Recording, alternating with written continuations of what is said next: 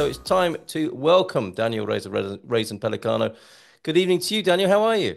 Hello, hello, good evening. I'm quite all right. You are completely right. The cold weather is arriving to Lisbon, and it did rain a bit today. So yes, winter is indeed coming, and there's nothing that we can do about it until well the springtime. So I don't like the winter, but That's great advice.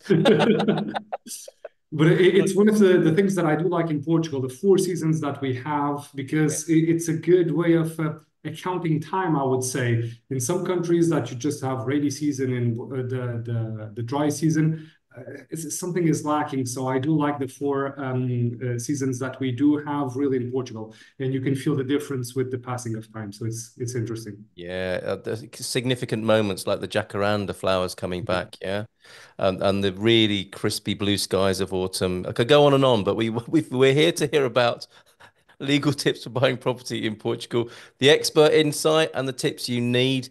Acronyms like CPCV, whether you should inspect and what your timeline should be, and when it comes to buying a property in Portugal. All of these will be answered and much, much more with Daniel. So, yes, do get those questions in over here on Zoom, if you will. Good evening to Expats Portugal or Expats Portugal's premium members. Join them at expatsportugal.com. And good evening to you, Frank, as well, in Altura, in the Algarve as well, where it's probably a couple of more degrees warmer than here.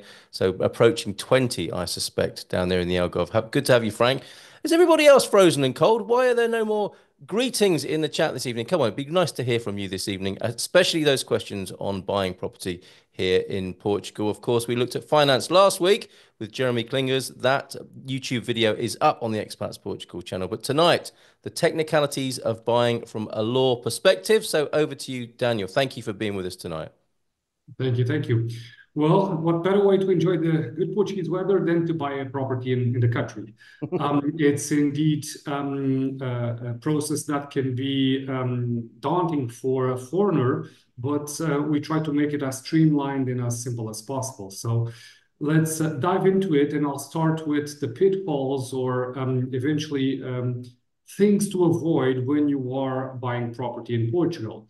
And the pitfalls, the first one is, well, skipping impartial legal advice, and especially trusting lawyers that may be working for the real estate company, because this is a thing that I think that everyone should be aware of, is to avoid any triangular relationships, because well, lawyers and solicitors that are working for the real estate agency, they can eventually do the contract, but they will not protect the best interests of the person buying the house. And if the person that is buying the house, well, does trust blindly on that advice, some issues may not be disclosed, and thus the person doing the property acquisition may end up with problems well, discovered after the property is indeed purchased. What type of problems? Well, I've seen quite a lot of different situations appearing in the market these last years, but the most common ones are probably the following: selling the top floor with the space above the top floor not registered with the property. So it's basically common space or a common area that belongs to the condominium, and it's being sold as private space because the people that did the renovation of the house, they didn't bother to change what we call the horizontal property. So they're selling everything together, and they're not disclosing that instead of selling just the house and a space that is well, common space that belongs to the full building, they try to push the situation and say, no, no, this is all private property and you can use the attic at will. That's not a problem at all. Well, this has occurred in the market before, and we were able to steer clients out of this situation. Another thing that ended up in court that we were not, didn't assist this property acquisition, but it was basically someone that was selling the ground floor, and they said that the courtyard did belong to the property. So the people acquiring the property, they paid a premium for that courtyard.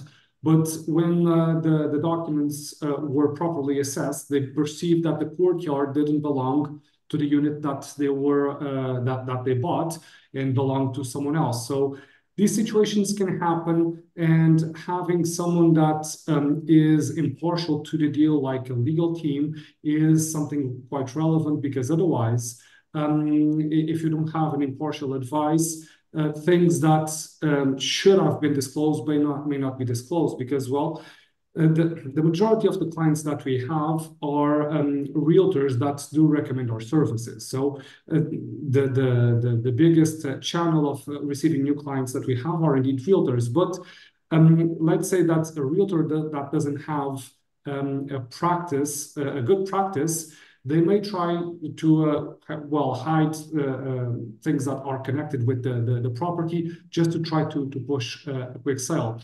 One other horror story, as I usually call it, is a client that this happened quite recently, that was trying to acquire a property around the Coimbra region, and they were buying cash, but the realtors didn't disclose that the property didn't have a utilization license. And this is something that devalues quite a lot the property. And as they were cash buyers, as no financial institution was lending money, if we didn't intervene, those clients would end up buying a property that would be really hard to sell later down the line. Because nowadays, unfortunately, I would say, it's not necessary to have the utilization license for the closing. So please, please, please, I know that this sometimes can be seen as an extra cost, but it's actually avoids the potential new property owners, avoids buying a lemon if you do indeed have impartial legal advice. And if Yes, you just you want go, lemon trees, don't you? Not lemons. That's a pretty correct. good choice. Uh, And if you just go with the advice that of the real estate company that is selling the property, well, they have an invested interest in selling the property, because if they don't sell, they won't receive the commission. Therefore, do have their word with a grain of salt, especially because, opposed to what happens in the US, realtors don't have a lot of responsibility if things go south, because they'll wash their hands as pilots, and they'll say, well, our only responsibility is introducing the buyer and the seller, and then it's up to them to do the promissory purchase agreement, and it's up to them to close on the terms that they do find convenient. So having or considering that the same type of liability that you'll find in the US does occur in Portugal, this is a mishap. It's indeed relevant to perceive that the main responsibility of realtors in Portugal is to put the buyer and the seller in contact. So you don't had a expect a lot of... sorry, I'm sorry, sorry? Daniel, to interrupt, but you had a very good way of putting that, a triangular situation. You Yes, want two each side of the desk, don't you? Not two against one. correct, And I correct. guess when you hear those words, don't worry about that. Though that's a red flag, isn't it? Well, it can be nothing, or it can be something to worry Yes. about. But So how would you know? trust but check. I think that this is, the Germans usually say this, and I do agree. Well, generally, you can trust Portuguese people, but check. Check if Very everything is good. correct. Check if all is according to what they are disclosing and claiming. Yes, very good. The second thing on the list, we've done that before, assisting clients about 3 or 4 property acquisitions that have passed via our law firm were done sight unseen. But I should say that personally, I would never do this just to buy a property on a foreign country without seeing the property first. And if someone does this, that person is a really brave person, I would say. So try to avoid buying sight unseen, because, well, it's always good to have a stroll in the neighborhood or in the village that the property is being acquired, to get a sense if you do like it, if you don't like it.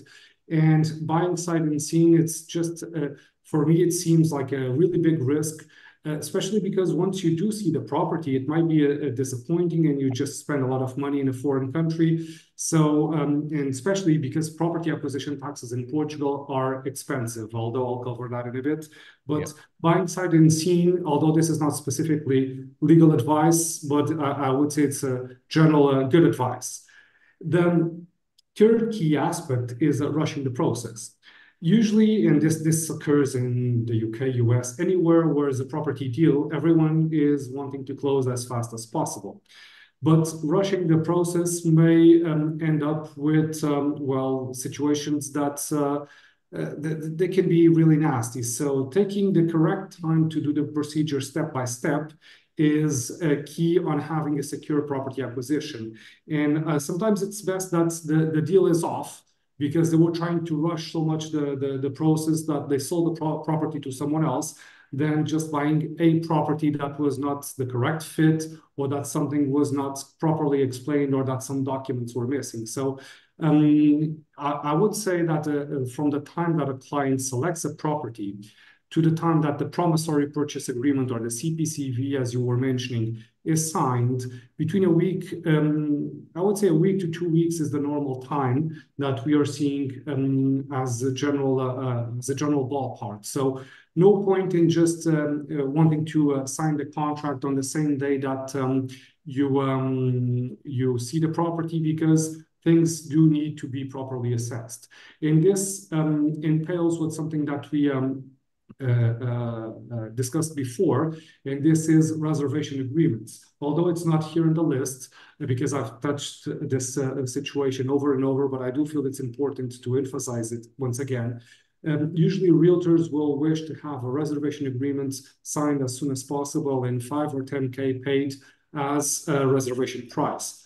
Try to avoid that altogether because, well, the reservation is not in favor of anyone apart from the realtor, because usually the person selling the property will not receive that money until the promissory purchase agreement is signed. The buying party is putting money on the realtor's hands, and well, the company might go bankrupt, something might go wrong, and we've faced over and over and over problems with reservations being paid, and then realtors that are not honest players in the market trying to keep that money because they say, oh, we had a lot of trouble and a lot of problems with this process, and we're keeping the money as our payment. This is strictly illegal. They cannot do this under the Portuguese law, and that's why we try to avoid having payments done for reservations because there's no real point in doing it sometimes just to have everyone well quiet. We do recommend having a reservation, but those are in really specific cases that it's worthwhile as a negotiable tool to use the reservation, but it's usually not for the majority of the processes. So avoid the reservation at all costs unless it's really necessary. The other thing to avoid is not having the property inspected. This is not as common in Portugal. Nowadays it is because of, well, the foreigners that have chosen Portugal to live, but this was not a common practice 5 or 10 years ago in the Portuguese markets. And some people might see this as an added cost, but I've had situations that the property was inspected, things were discovered that were not disclosed, and the clients ended up not buying the property because of the findings of the inspection.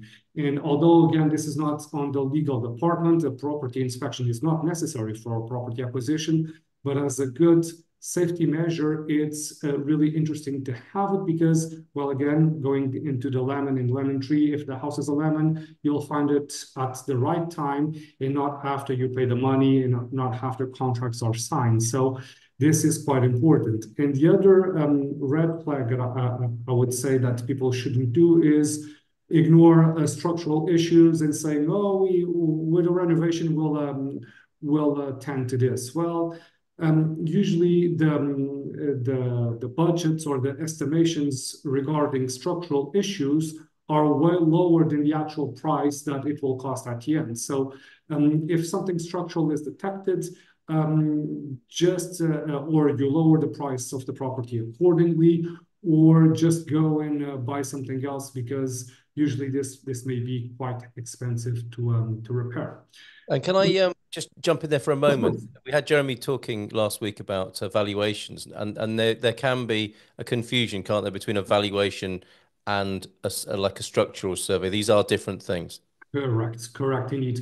The property inspection is usually done via an architect or civil engineer, someone that understands the Portuguese construction methods and if the house was done built properly or not. And this is only to perceive either hidden defects of the property, the build quality, and stuff that needs to be repaired so the house is up to spec. Having the property evaluated for the bank is key and relevant for properties that are being acquired with a bank loan. If the person is buying the property in cash, this is not required. The house will not be evaluated. So as long as there's a loan, the house will need to be evaluated just to see if the price that is being paid for the property does correspond to the market price. So it's two different things. The people that will do the house evaluation, they don't care about, hidden defects on the construction or stuff that may affect the property itself. They only care about the value of the property. Is this property to the same level of money that the person buying the property is wanting to pay, or if it's more money, the better. That's basically what they care about. Yeah. The property inspection is something completely different. This is with build quality, with defects and hidden defects and things that will eventually need to be improved for the future. And eventually in some property inspections, they may have a general budget of the money that will cost to do the repairs necessary to put the house up to spec. So two different things. One is connected with banking and mortgages, and the other one is just connected with protecting the buyer when the property is being acquired. And my advice is to have the property inspected before the promissory purchase agreement is signed and before any money swaps hands, because it's let's say that something really horrible was not disclosed and the person doing the property inspection picks this up. Well, no harm, no foul. You can just get away from the deal and you'll find something else. But opposed to what happens in the US, that the preliminary contract is signed, the down payment is paid into escrow, and then the property is inspected, a list is done, and with this list, usually the price is renegotiated. This is not the case here in Portugal at all. If the contract is already signed and if the down payment is already paid, unless it's really something really awful in that the seller should have disclosed and we can prove that this is either negligence or bad faith, there's no way to remove the buyer out of that contract. If it's just something that, well, it was missed, it was overlooked, there's no way of getting out of the contract. And this is why having the property inspected before contracts are signed and before money swap ends, in our opinion, is really important to protect the buyer. Mm-hmm. The next thing is, well, the due diligence of the property documents. And the majority of the things that we see in the market is that people do the due diligence on the land registry to perceive who is the owner, who is selling the house. They'll do the due diligence on the tax registry of the property to see the areas and to see the description of the property and if everything lines up. And eventually they'll do some due diligence on the energy certificate. And that's it. This is the simple and basic due diligence of the property, but there's way more stuff to take care of. And well, the first one that we don't usually see being done in the market is HOA situation. So when there's a condominium, you'll have an HOA, an housing association, and this is usually for properties that are in what we call horizontal property or buildings with several units, several stories. But we're seeing in the market, even for villas, that sometimes the builder, because it's cheaper in terms of licensing, they are doing horizontal properties to separated and not really detached villas, but they're still doing condominiums. This is a recent trend in the market, something that I legally don't agree because, well, Then you have 4 neighbors that you eventually need to incorporate an HOA to be legal, but still, this is a recent trend that we are seeing in the market. So be aware that even if it's a villa, an HOA may be incorporated, or eventually in the future, you may need to incorporate an HOA, and it's quite relevant to perceive what are the rules and regulations of that HOA. If the person selling the house is owing money to the HOA, what type of renovations are envisioned for the future? Because, well, the seller can state, I don't owe any money to the HOA, and everything is settled. And okay, people just say that's perfect, and they'll move along. But let's say that the HOA takes a decision this year in 2024 that they need to repair the roof out of a building in 2025, and that the budgets that they have are 40K. Well, to see the minutes of the last decisions, and we usually go further back as at least 3 years to perceive what were the last decisions that the HOA take, if there in any envisioned repairs, any problems that were repaired and that were already paid. So stuff like that, having the last 3 years of the minutes of the decisions of the condominium is adamant, and this is something that we really do recommend. The other thing is, what are the blueprints that are registered in the municipality, and do those blueprints correspond to what is the actual property that is being sold? Because, well, properties do evolve with time. Pedro, HOA is housing association. It's the condominium, the people that do manage the condominium. There you go. And getting back to the plans, the plans of the property that are registered in the municipality, if the property was substantially changed, new plans should be submitted into the municipality. Sometimes people do overlook this. They'll just do internal renovations, and they feel that if it's internal, then they don't need to report this to the municipality. Well, take this with a grain of salt, because if a lot of things have changed inside the property, then new blueprints should be delivered to the municipality, and this should be registered. And if it's not, and if eventually the municipality does detect this situation in the future, they may force the new property owner to register the new plans, the new blueprints, and this is a cumbersome and expensive ordeal. So having the things that are registered in the municipality corresponding to what's the reality of the property is, in our opinion, really important. The other thing that we usually try to ascertain, although this is quite difficult because there's no really good instruments in Portugal to detect this, is, well, you have a really beautiful view to the ocean. Will you have a building built in front of you in 2 or 3 years? Is this even a possibility or not? We try to look at the PDM, the Municipal Director Plan, to see what is the buildability on the area surrounding that property, and if it's possible to have a future building being developed in front. In the majority of times, the findings are a bit inconclusive because, well, PDMs are generic. Well, if you cannot build, you cannot build. That's easy to ascertain.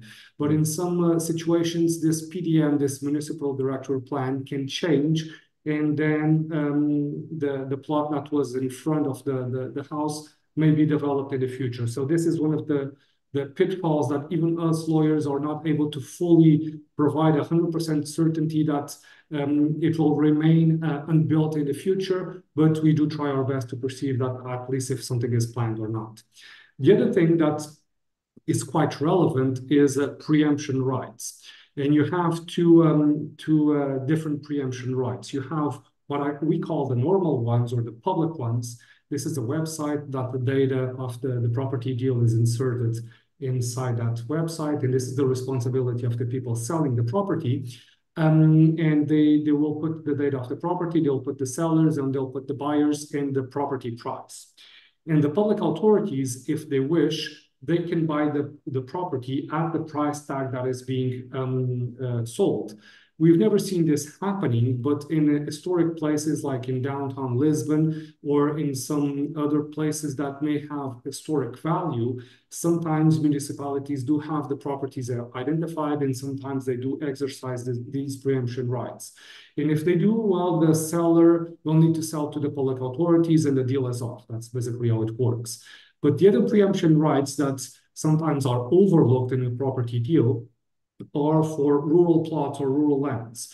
Because in Portugal, what the law intends is to aggregate properties, so to not have the rural land as really small plots or dispersed. So you have preemption rights that basically you should communicate with your neighbors to ascertain if they want to buy the property at that price tag.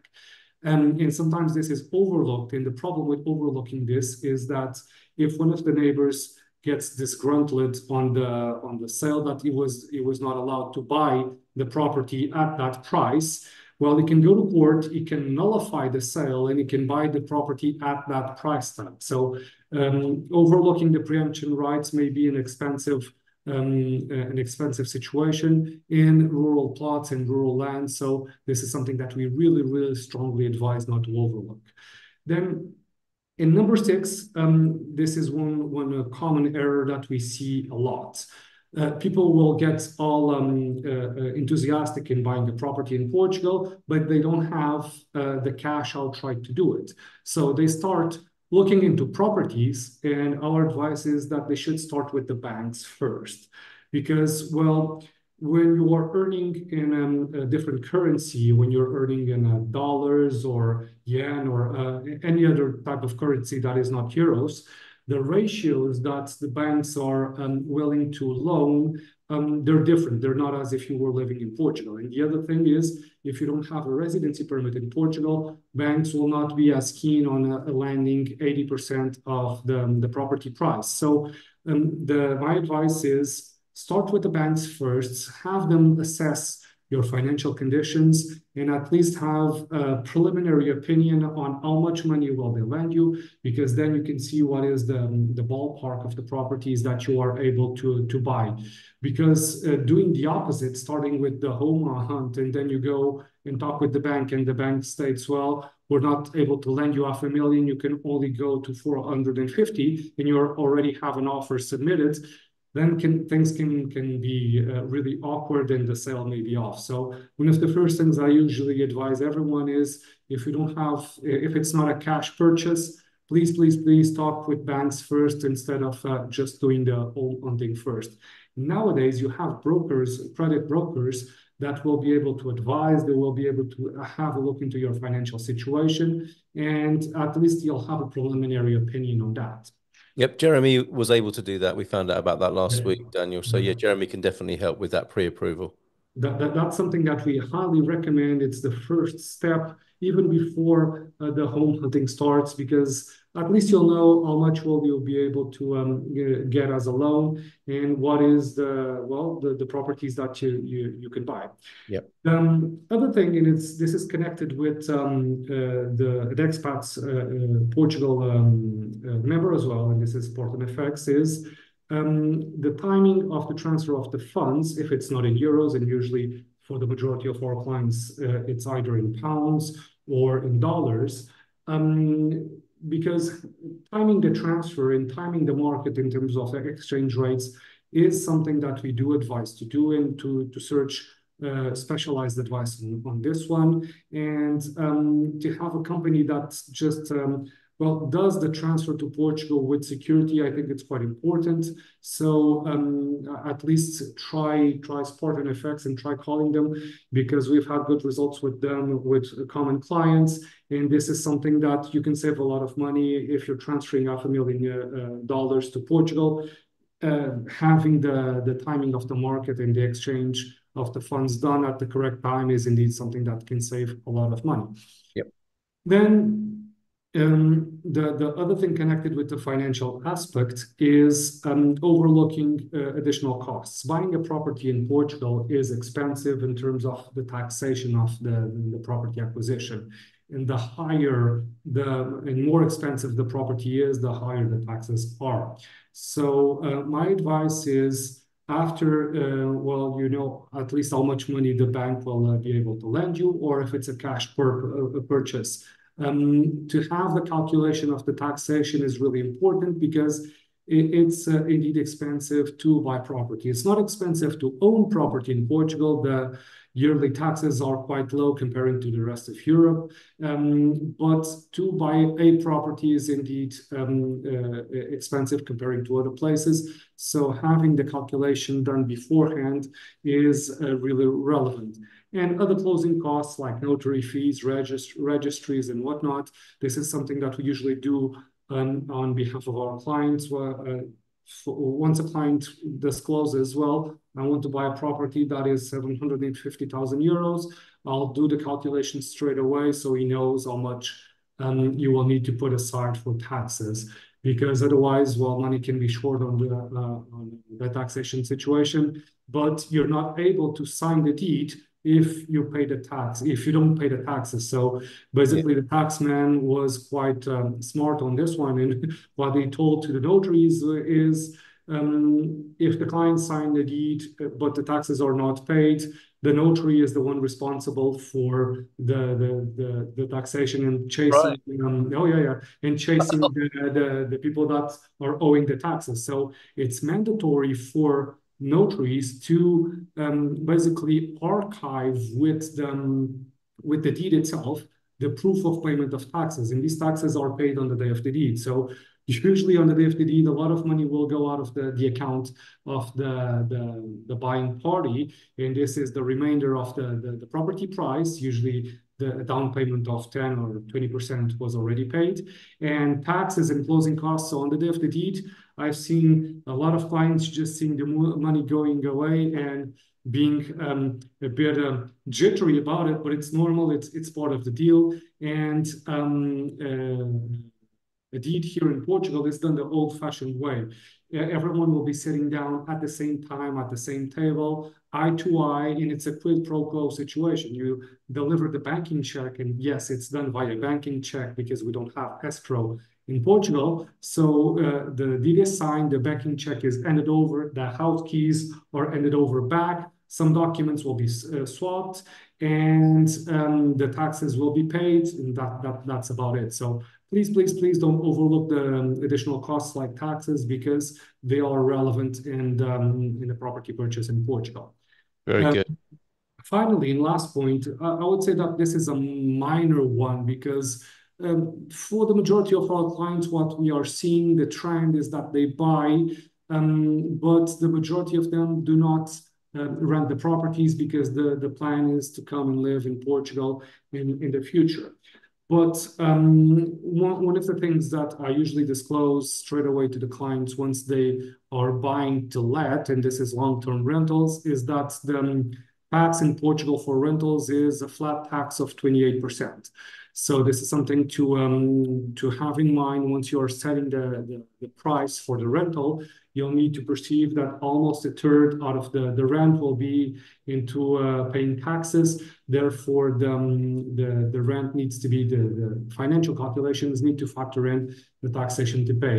And the other thing is doing AL or short-term rentals. And especially for short-term rentals, I do, and if the client is not living in Portugal, of course, I do highly advise to have a professional property management team because otherwise it's almost impossible to run an Airbnb at a distance. There's technology to assist, of course. You have electronic locks, and if you have someone to clean the property that you can trust, I think it's possible, but quite difficult. And if it's something goes seriously wrong and you are, well, 2 or 3 or 5 hours away from the house, then having a property management team does make perfect sense. Although from what I've seen, they're not cheap in Portugal. So you'll need to shop around to find the best fit and to find something that is indeed within reason in terms of pricing. But I would say that if someone that is doing any property acquisition, a property acquisition process can avoid these 9 pitfalls, I would say that they are in the right path to do a secure property acquisition. So please try, as I say here in this next slide, to enhance your chances of non-stressful property acquisition and non-stressful ownership of a property. Try to follow those advices, because they will indeed save you headaches and a lot of grievance at the end. The Wonderful. Or I think ordeal was a brilliant word you used earlier Yes. on. So yes, minimize the ordeal. We're going to go to the do's now after the Yep. don'ts. Thank you, Mark, Peder, Barry, Denise, V. David. Diana was in early with a question as well. We'll get to all of those. And we, as after we've concluded the presentation here, we're going into the do's now, a bit more positive. Oh, yes, a bit more positive. This is basically the mirror or the flip side of the don'ts. But as I said before, start with the banks. If you do need a loan, this is really important, because you'll need to know how much money you will be able to spend on a property acquisition. So this is really the first thing that you should do after the NIF. Let's say that you're arriving to Portugal. What is the first thing that you'll need to do? Well, obtain an NIF, and then talk with a mortgage broker, because that's the second most important thing if your plan is buying a property. Then again, building condition. The inspection of the property for me is a must, especially for properties built from the 2000s below, because, well, building techniques in Portugal did improve quite a lot. I would say from 2003, 2004 upwards, because the laws did change, and the legal environment regarding building properties did change. But you'll see a lot of properties built in the 70s, 80s, and 90s that were not properly insulated. And sometimes clients that come from colder regions, let's say Canada, they say that they are colder in Portugal than they were in Canada, because, well, older properties in Portugal not properly insulated and without a proper heating source, they may be a bit miserable in the winter. So again, having the inspection of the property done to perceive if the house is really good, well insulated, if it's a double or triple pane windows, if you can improve the energy rating of the property, all that is quite relevant. The third, we've touched this before, is due diligence on the property documents. Don't keep it simple, dig as deep as possible. Everything that we touched base between the condominium housing association, renovations that were not disclosed to the municipality, and preemption rights.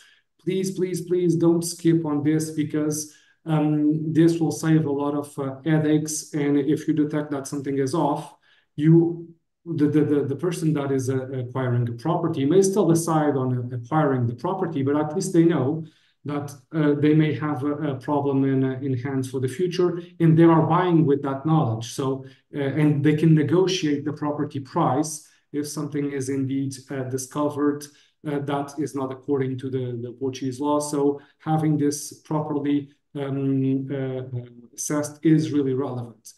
The other two is due diligence on the seller. On our side, what we usually try to perceive is, well, does this person have any pending legal actions against them? Is he liable to pay €500,000 in a court proceeding that is having against them? Does he owe money to the Portuguese Social Security? Does he owe money to the tax authorities? So we do this due diligence on the seller, because if something is off with the seller, if he is owing a lot of money, or especially to the Portuguese state, the deed will not be able to be signed, because again, the taxman was quite smart on this regard, and he basically states that if the seller is owing money to the Portuguese state, he first needs to pay all his debts, and then he can go and have the deed done. So discovering these problems beforehand is quite relevant, just to avoid having a down payment paid, having a promissory purchase agreement signed, and then this person owes a lot of money to a lot of people, and the money of the property will not cover the debt. So we try to steer away from that, and if we perceive that the seller is a problematic person, we usually advise our clients to go elsewhere because it's just avoiding future headaches. The other thing that we usually recommend is energy certificates. Usually people don't care much about the energy rating of the property, but as we discussed, insulation in properties built before the 2000s is quite poor in Portugal. So if the energy rating is low on the property, you have some remedies to do this. You have a technique that is called capoto. You can put insulation on the outside of the property if it's a detached house. And the solutions to remediate this, but they are not cheap. So factor this in if you're buying a used old house that, well, you may need to insulate the property in the future. And usually the energy certificates will have some indications of things that can be done in the property, well, at least at the time where the energy rating or energy certificate was done. So they will detect some situations that the property can be improved, and they will put that in writing. And at least it's a good idea on the direction of any renovation that you'll need to do in the major points where it should be started. Usually the energy certificate will be a good indicator of that. The other thing that we covered already this on the don'ts is tax obligations. Have the calculation of the property acquisition taxes done beforehand so you know how much you're paying, and at least have a sense on how much are you paying per year to have a property in Portugal in municipal taxes. I would say that the majority of properties in Portugal pay between 300 to 350 to around 1,000 euros per year. So it's not that expensive, but again, this is something that the future homeowner needs to know. And then we have somewhat of a skewed taxation system in Portugal because what the taxman looks at is who is the property owner on the 31st of December of a said year. And then he delivers the bill for the last year on the following year. So let's say that someone buys a house on the 27th of December. He will be the property owner on the 31st of December. So we will receive the full bill of the last year, although that person didn't enjoy the property, not even for a full month. It was just 3 or 4 days. So Wow. sometimes to avoid this happening, we negotiate with the people that are doing the sale of the house an equitable division on the taxes, because it's only fair and right. If you own the property for 11 months, you should be liable for those 11 months, and the new property owner should be liable just for 1 month, especially for properties that are bought well from June onwards. This is something to consider, and we try to push this on the negotiations of a promissory purchase agreement that we are handling. The rest, the other situation that we see a lot in the market is realtors and sellers trying to skip the notarization of the contract, or what we call the signature recognition of the contracts. And this is quite relevant for several reasons. The first one is that a contract that doesn't have the signature notarized can be considered null, and the deal is off. And the other is, well, if a professional like a lawyer, solicitor, or notary, all these 3 professionals can do signature notarization in Portugal, they will look into the ID of the sellers, they will look into the property documents, and they'll do the match of these things. And at least you'll know that the people that are signing the contract are indeed the people that are the property owners, and this is quite relevant. So to avoid a bill of 20 or 40 euros of signature notarization, sometimes we've seen that before. Clients can get themselves in really tight situations that either the contract is considered null, or that someone states, well, I wasn't there, I didn't sign the contract, it wasn't me. So to avoid all this, having ID verification and signature notarization is really a do in any property acquisition.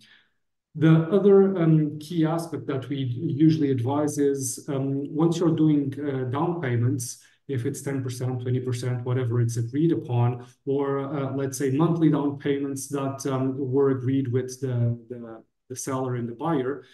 All these payments should be done to a Portuguese bank account and to the people selling the property. No payments to the cousin, no payments to the son, nothing of a sort. The money needs to be clearly coming from the buyers or the people representing the buyers, like lawyers, like our client's account, but the money should be arriving into the seller's bank account, because otherwise the seller may state, well, we have nothing to do with this. We didn't receive the money, so the deal is off. So this is something that we do verify once we are doing any transfers on behalf of our clients, once we serve as escrow, because just being sure that the person that is receiving the money is adamant to have a clean and well-made property deal. The last thing that I usually recommend clients to do is to have utilities and services contracted as soon as possible and with direct debit. Because if you're not in Portugal, paying this at a distance is cumbersome. You need a Portuguese bank account to do it. But if you just put it in direct debit, it's peace of mind. Once you return back to Portugal, you'll still have running water, electricity, and all the services that you need to have a house functioning properly. So having the utilities and services done as soon as the house is purchased is quite relevant. And having everything in direct debit is something that we really, really recommend. The final thing is, well, we've had a big earthquake in 1755. We have not had any major earthquakes in Portugal since then, at least big ones. But having insurance to cover earthquakes, this is something that I highly recommend. And insurances in Portugal by default, they don't have the earthquake insurance. Even if you're buying the house via a mortgage, it's not by default that you'll have coverage for earthquakes. And well, the difference in price is not that much. It will equate to 100 or 150 or 200 euros more. But in the grand scheme of things, this is something that I usually highly advise to have. And well, this is basically the list of the do's in buying property in Portugal. I don't know if you want to cover briefly the promissory purchase agreement and the closing aspects of buying a property, but this in general was what I wanted to convey in terms of the tips to buy safely a property in Portugal. So You've let done a me know. great job as usual, Daniel. Very, very comprehensive, and it's all there for people to see. It is information rich, and thank heavens we've got the recording so people can go back if there are bits you've missed. Don't worry, you can see the presentation again from Sunday evening on our YouTube channel, Expats Portugal's YouTube channel. The CPCV, I think it would be useful if you could briefly cover that, because it Yes. is Portugal's unique documentation system, is it not? Correct. So to buy property in Portugal, you do have two main steps. The first one is the CPCV, or the promissory purchase agreements.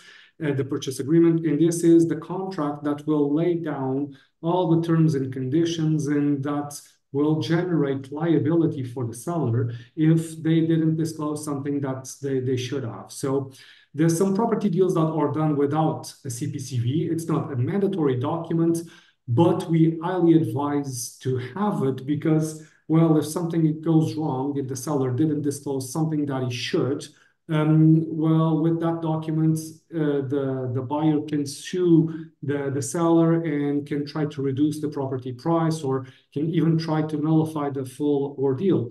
If the seller and the buyer go straight away to the deed, then it's a he said, she said thing that the seller may state, well, I've warned the buyers that there was that beam that was a really bad in bad state. This was a conversation that we had in my living room, and I have to witness to demonstrate this. And this can be a balance lie, but if it's not in writing, then it's way more difficult to prove. So that's why having the promissory purchase agreement is indeed quite relevant.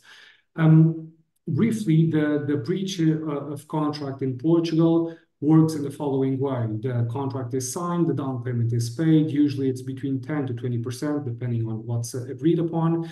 So the seller will pay to the buyer. Again, there's no escrow accounts in Portugal, the money for the down payment. And usually an hiatus, a period of time of 2 to 3 months, is set for the closing. With this setting, if the seller decides not to sell the property, doesn't feel like it, he wants to stay in the property, or he found someone else that is paying more money, well, he is liable to pay or to repay the initial down payment, let's say 50K, and as a penalty, you will need to pay 50K more because he breached the contract. He didn't sell the property to the buyer.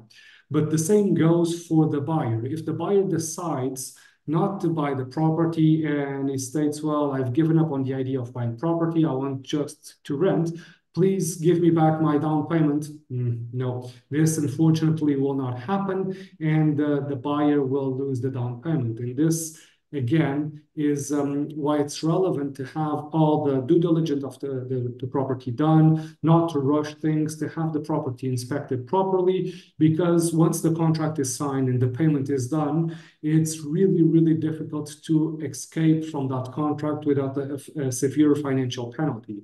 So it's relevant to have a well-made promissory purchase agreement done. And let's say that within the property purchase, other things are being sold, like furniture, other items that are in the property. This can be all added up in the contract, and the promissory purchase agreement is indeed the right place to negotiate it all. Because the second stage of the property acquisition, and this is the deed or the closing, well, the deed is a really simple contract. It will have the ID of the buyer, it will have the ID of the seller, it will have the ID of the property and the property price, and how much were the taxes and how were they paid. This is as simple as it gets. It's a 2-page document, so it's really, really straightforward and simple. So all the terms that need to be negotiated and all the nitty-gritty stuff that will need to be inserted in the property deal needs to be inserted in the promissory purchase agreement and not in the deed. And well, the deeds can be done by lawyers in Portugal or notaries. Although I'm a lawyer, I usually advise clients to do this in a notary's firm because while they do this every day, they are quite proficient about it and they were trained in that area. Although lawyers can be trained to do deeds, I think that the right professional is indeed a notary and not a lawyer. So we don't usually do deeds in our law firm. We just go into a notary and do the deed over there. And that thing, I think that covers the property purchase, the 2 main steps. If we get into a bit of detail, as I said, the down payments in Portugal are between 10 and 20%. It's not advisable to have a low down payment, like let's say 5K, because it can compensate for the seller to breach the contract if someone else comes offering more money. So I would say the Goldilocks zone is 20%. 20% is a little bit higher than desired, but still within the norm in Portugal. So 10% is what I would say the best fit. And the formalities in the last item here. Again, this is the signature notarization. It's really important. Don't skip it because it will allow a safe purchase, and this is something that a lot of sellers will try. Oh, that's not necessary. We just signed a contract. I've done this a million times and nothing came out of it. Well, you don't want to be the unlucky fellow that something comes out of it. So please, please, please do not skip the formality of the signature notarization. Yep. And then the closing, this is usually, as I said, with everyone sitting down at the same table. So it's done in person, or us as the law firm, we can represent our clients and sign the deed on behalf of our clients. So, but it's opposed to what happens in the US. Everyone will be in the same room at the same time. So it's intense, I would say. Sometimes the deeds are intense, especially, and we've covered this before, when there's a lot of sellers because the house was an inheritance that belongs to 20 people. So it can be an intense experience, an interesting one, but an intense experience. And finally, once the deed is done, there's several stuff that we usually do. The first one is accompany the land registry. Although this is submitted by the notary, we accompany the land registry until it's fully done. The second thing that we usually do is to register the house on behalf of our clients. So you'll have the caderneta perdial or the tax registry updated in his name. And the other thing that we usually do on behalf of our clients is to communicate to the condominium management team that the property was sold, and that the new bills should come in the direction of our clients. And this, I think, covers the full information that I wanted to disclose in terms of a property acquisition in Portugal. So that's Brilliant job. about it. Thank Thank you you very very much. much. Denise, thank you so much, Daniel. Denise has preempted me. Thank you, Daniel. Excellent as always. With a round of applause for you there. So thanks, great job. You. And I think we'll stop the recording there, and that's what people will have on YouTube. If you want to get in touch with Daniel, if there's something on there that is still outstanding for you, get in touch. Make a call to Daniel, and you'll find him in the Expats Portugal Business Directory. And thanks for additional support. You have a new legal assistant called Amit working behind the scenes in the chat as well. He's done a great job tonight. So thanks, Amit, for your assistance as well. Invoice in the post, I suspect, to Daniel. Let's pause that recording there and go to some of those excellent questions as well to make sure those are answered. So YouTubers will see you, or YouTube audience will see you at 9 o'clock for the Dream Team session in about half an hour.